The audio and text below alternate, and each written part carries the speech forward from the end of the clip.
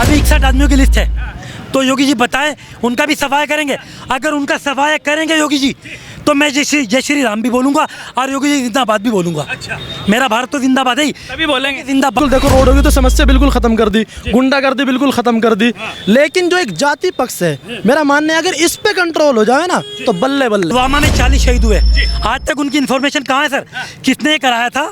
RDX आई थी कहाँ से? सरकार हमारी क्या करी थी? सरकार किसकी थी? मैं मोदी जी से पूछना चाहता हूँ, योगी जी से मुझे जवाब दें।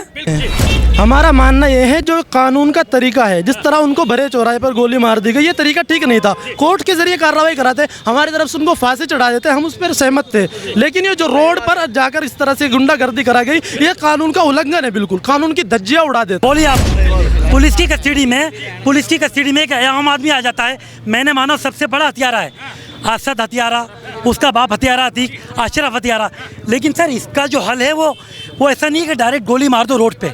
नमस्कार, स्वागत है आपका न्यूज़ 31 इंडिया पर। मैं हूं रजत शर्मा और अभी मौजूद हूं उत्तर प्रदेश के शामली जिला के कांधला में।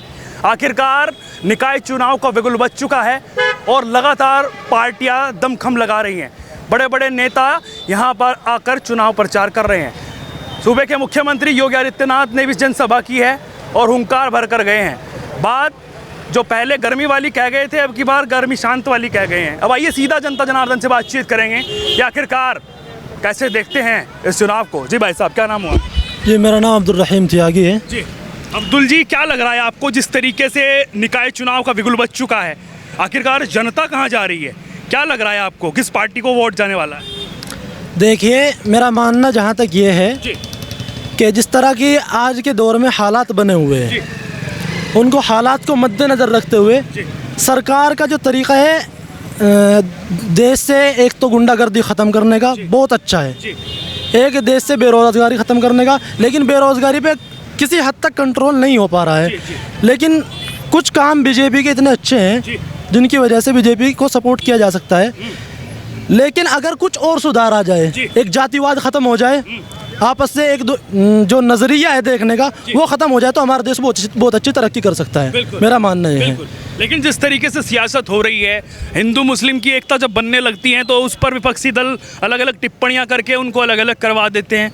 क्या कहना होगा उसको लेकर? जी देखो, ये तो उनका अपना काम है। ये तो जो जिसकी जैसी सोच होती है वो इसी तरह के विचार रखता है, इसी ही अपने दूसरों के सामने बातें रखता है। लेकिन जब वक्त आता है तो वो जनता के हाथ में होता है, जो जैसा काम करता है उसको उसी हिसाब से चुना जाता है।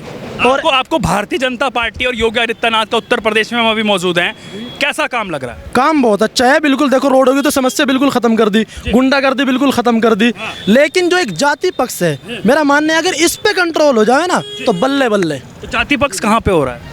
देखो, जहाँ तक उम्मीद है मुझे, एक तो ये एनकाउंटर वाला मामला है, समझो मेरी बात को, जो एनकाउंटर वाला मामला है, अगर इस पे भी थोड़ा सा देखा जाए, कानून के हिसाब से लोगों को सज़ा दी जाए, डायरेक्ट एनकाउंटर या फिर जिस तरह की हिंसा आज के जो इस वक्त में देश में हो रही है, इस तरह का मामला जो कंट्रोल में आ जाए तो बहुत अच्छा हो जाएगा। योगी आदित्यनाथ जी कह रहे हैं कि माफियाओं के ऊपर बुलडोजर चल रहा है, माफियाओं को जो है वो मिट्टी में मिला दिया जा रहा है। अगर हम बात करें, एक सवाल हम खड़ा करते हैं, क्योंकि उत्तर प्रदेश में एक जुडिशियल कस्टडी के अंदर में कानून प्रशासन के साथ में इस तरीके की घटना को अंजाम दिया गया, कैसे देख रहे हैं आप? योगी आदित्यनाथ जी कह रहे हैं कि माफियाओं के घरों पे बुलडोजर चलाया जा रहा है। ऐसे तकरीबन 50-60 माफिया मेरी मोबाइल लिस्ट में पड़े हुए हैं कि आज तक उन पर कोई कार्रवाई नहीं हुई। जैसे कुलदीप सिंह सेंगर है, उन पर 28 मुकदमे हैं। ब्रजेश सिंह है, इन पे 106 मुकदमे हैं। आज तक कोई कार्रवाई इस तरह की नहीं हुई। इसी तरीके से राजा भैया 31 मुकदमे हैं उनके ऊपर, कहाँ कार्रवाई है? इस पर अगर कंट्रोल हो जाए ना तो हमारा देश बहुत अच्छी तरक्की कर सकता है। आपस में सबको भाईचारे के साथ लेकर चला जाए तो भारतीय जनता पार्टी नंबर 1 पे है। तो मतलब कहीं ना कहीं लग रहा है कि जातिवाद की बातचीत जो आप कर रहे हैं बार बार, आपको लग रहा है कि कहीं ना कहीं इस तरीके का काम हो रहा है। वो तो कह रहे हैं कि जिस तरीके से अतीक की अगर हम बातचीत कर लें, असद की बातचीत कर ले, बीच बाजार में गोली मार दी गई थी उमेश पाल को, 2 उसमें कांस्टेबल भी शहीद हुए थे। इस तरीके की गुंडागर्दी पर अगर इस तरीके की अगर करे एक्शन होता है तो उस पर क्या कहना होगा आपको? सही हो रहा है, गलत हो रहा है? हम अतीक को और असद को सपोर्ट नहीं करते हैं, हमारा मानना यह है जो कानून का तरीका है, जिस तरह उनको भरे चौराहे पर गोली मार दी गई, ये तरीका ठीक नहीं था। कोर्ट के जरिए कार्रवाई कराते, हमारी तरफ से उनको फांसी चढ़ा देते, हम उस पर सहमत थे। लेकिन ये जो रोड पर जाकर इस तरह से गुंडागर्दी करा गई, ये कानून का उल्लंघन है, बिल्कुल कानून की धज्जियां उड़ा देता है, हमारा मानना यह है। और जहाँ तक हमने देखा है, उन्होंने कानून की इस तरह धज्जियां उड़ाई हैं, अभी तक उनके ऊपर कोई सजा इस तरह कार्रवाई का कोई ऐलान नहीं आया है। सिर्फ उनको 14 दिन के लिए न्यायालय में भेज दिया गया है, अभी तक कोई ऐलान इस तरह का नहीं आया। इससे हम सहमत नहीं है। लेकिन जिस तरीके से अगर माफिया की बात कर लें, जिस तरीके से वो कह रहे थे बार बार कि भाई साहब माफिया के ऊपर बुलडोजर है और पूरी तरीके से कार्रवाई हो रही है, आखिरकार वो योगी का क्या लगता है? उसमें योगी का थोड़ा ही कुछ कमी है। जब 3 लोग आए माफिया, जो उनको भी माफिया ही कहा जाएगा, उनको हत्यारा कहा जाएगा, क्योंकि जुडिशियल कस्टडी में 2 उसकी हत्या की है उन्होंने, उसको अतीक अहमद की और अशरफ अहमद की। तो अगर इसको देखते हैं हम, बिल्कुल ये कानून की फेलियर है, बिल्कुल यहाँ पर जो है प्रशासन फेलियर है, हम इसको कह रहे हैं बार बार। लेकिन अगर बातचीत कर ले, जो लोग कह रहे हैं, जो कह रहे हैं कि माफिया अतीक अहमद को शहीद का दर्जा मिलना चाहिए, जो कह रहे हैं कि इस अमर रहे, आखिरकार उनको लेकर क्या कहना होगा? देखो, ये कहना तो बिल्कुल ठीक नहीं है इस तरीके से। जहाँ तक मेरा मानना है, इस तरह कहना तो बिल्कुल ठीक नहीं, क्योंकि वो भी एक तरीके से उनके ऊपर भी जुर्म के अपराध थे, उनके ऊपर भी इस तरह कहना तो ठीक नहीं होगा।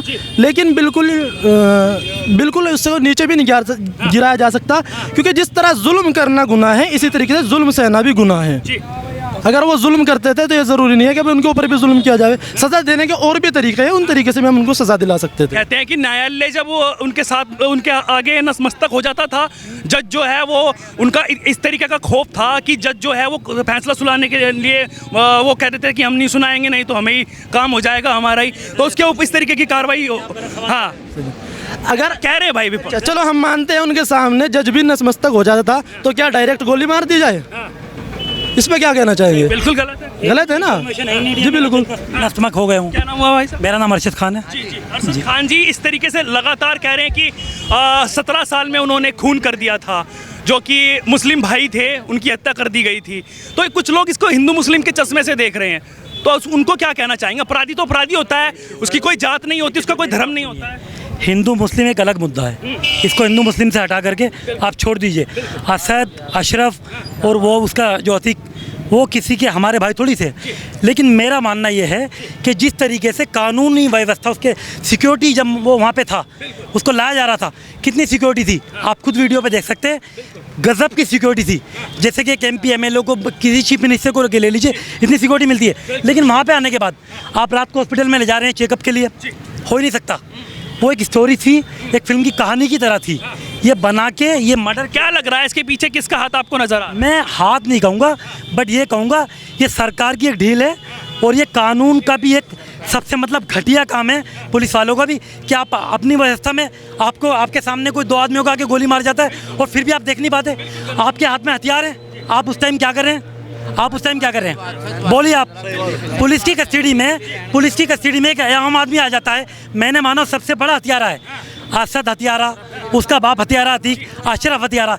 लेकिन सर इसका जो हल है वो ऐसा नहीं है कि डायरेक्ट गोली मार दो रोड पे, ये नहीं है।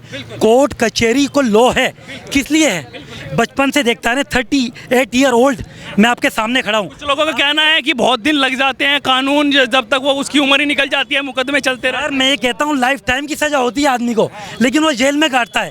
लेकिन इसका मतलब ये नहीं है कि आप कानून, आप कोई प्लान बनाओगे, फिल्म की स्टोरी की तरह लिखोगे और इसे किसी कहानी की तरह कोई 3 शख्स आते हैं। कुछ लोग कह रहे हैं कि विपक्ष भी करवा सकता है ऐसा। सर देखिए, विपक्ष में नहीं जानता, लेकिन मैं इतना जानता हूँ फिलहाल योगी जी की सरकार है। मैं योगी जी से ये कहूँगा कि आपकी जो पुलिस है वो काम क्या कर रही थी?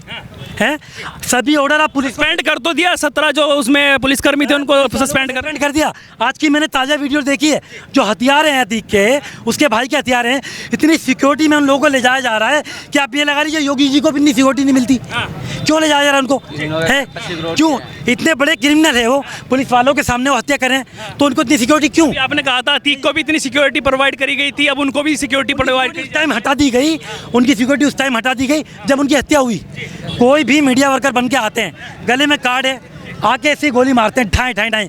आप मुझे अगर कट्टा देंगे, यकीन माने मेरे हाथ कांप जाएंगे, मैं गोली चला नहीं पाऊंगा, बिल्कुल फेलियर हो जाऊंगा। लेकिन वो स्पेशलिस्ट इनकाउंटर जो कि पूरे प्लानिंग के साथ में किया गया था, तैयार किए, SIT की रिपोर्ट। अच्छा, अगर हम देखें कि वो जिगाना पिस्टल जो कि टर्की मेड है वो आईएसआई के साथ में जो संबंध बताए जा रहे हैं, खुद अतीक अहमद ने अपने संबंध बताए हैं। अलकायदा कह रहा है कि हम इसका जो है बदला लेंगे, मोदी और योगी को मुर्दाबाद बताया जा रहा है, नारे लग रहे हैं, तो उस पर क्या कहना होगा? सर अलकायदा की देखिए मैं आपको बता दूं, अलकायदा को अगर कभी रिपोर्ट आती है पाकिस्तान की, कभी आती है अलकायदा की, अलकायदा की रिपोर्ट बता दें आप मुझे कि अलकायदा ने कोई इन्फॉर्मेशन भेजी है इंडिया में? चांस ही नहीं है सर, हमें कुछ लेना नहीं है। हम अतीक अहमद ने खुद संबंध बताए हैं उनके साथ में, उन्होंने खुद कबूल किया। होंगे तो वो जानते होंगे कि वो खत्म हो गए, तो वो जाने लेकिन मैं नहीं जानता। लेकिन सर अतीक अहमद जो अगर हम बात कर ले, शहीद के दर्जे की बातचीत हो रही है, कुछ जगहों पर पोस्टर लग रहे हैं, क्या इसमें अगर बातचीत कर ले हिंदू मुस्लिम के भाईचारे को कहीं ना कहीं ठेस पहुंचाई जा रही है? क्योंकि नमाज पढ़ के बाहर निकलते हैं, सियासत पार्टियां जो हैं वो करवाती हैं। आपको भी लग रहा है कि सियासत जो है पार्टियां करवा रही है? क्योंकि नमाज पढ़ के और बाद में शहीद के नारे लगाने, अमर रहे के नारे लगाने, उस पर क्या कहना हो? देखिए ये कहीं ना कहीं मुस्लिम धर्म के लोगों का, मुस्लिम मजहब के लोगों का कहीं ना कहीं इस्तेमाल किया जा रहा है। नारे लगाना तो गलत है, क्योंकि इससे एक भेदभाव पैदा होता है। लेकिन आपने अगर शहीद का दर्जा कहा, तो शहीद तो वो होते हैं जो हमारे आर्मी वाले जो बॉर्डर पे होते हैं, ठीक है। पुलवामा में 40 शहीद हुए, आज तक उनकी इन्फॉर्मेशन कहाँ है सर? किसने कराया था? RDX आई थी कहाँ से? सरकार हमारी क्या करी थी? सरकार किसकी थी? मैं मोदी जी से पूछना चाहता हूँ, योगी जी से मुझे जवाब दें। क्यों नहीं देते आप जवाब देना सर। हमारे शहीद, उनको मैं सैल्यूट करता हूँ, सलाम करता हूँ, ठीक है सर। इतनी मेहनत करते हैं रात दिन, उनके बारे में इंक्वायरी क्यों नहीं हुई है? असद के उसके जो हथियारे जो भी है, चलो उनको इतनी सिक्योरिटी दे, आखिर क्यों सर? एक आम आदमी क्या करेगा फिर? अगर सपोज करो मैं को मर्डर कर दूं और मैं कोई काम कर दूं, तो फिर मैं तो सरेआम, मुझे पता कि 2 मिनट कहते हैं कि प्रयागराज में थर-थर कांपते थे अतीक अहमद से, खौफ था एक तरीके से। जब अगर हम राजूपाल की बात कर ले, राजूपाल विधायक की हत्या कर दी गई थी, तो उसमें जब सपा की सरकार थी, तो उसको कैसे देख रहे हैं आप? क्योंकि बार बार सवाल उठ रहे हैं योगी सरकार के ऊपर, जब उसकी हत्या कर दी गई थी तब की बात करें। देखिए गुंडे सभी सरकारों ने पाले हैं, ठीक है। योगी जी अगर सफाया कर रहे हैं माफिया को, तो मैं हाथ जोड़ के योगी जी से स्पेशल रिक्वेस्ट कर रहा हूं, सर मेरी आपसे बात नहीं हो पाती, अगर बात हो पाए तो मैं आपसे डायरेक्ट कहूंगा, आप अगर सफाया कर रहे हैं तो इसमें आप ये ना देखें कि कौन है, हिंदू मुस्लिम सबका सफाया करे। माफिया है तो भेदभाव नहीं होना चाहिए। सुनिए दूसरी बात, ये जो तरीका था अतीक का और अशरफ का, ये सरासर गलत था। अतीक से, अशरफ से मुझे कोई लगाव नहीं है, मैं कभी बाईफेस भी नहीं हुआ, मेरी कभी बात भी नहीं हुई। लेकिन सर एक पुलिस की कस्टडी में असदुद्दीन ओवैसी कह देते हैं कि भाई साहब मुस्लिमों को मारा जा रहा है, देखिए वो कह रहे हैं हिंदुओं पर बात नहीं आती है। ये पॉलिटिशियन है सब।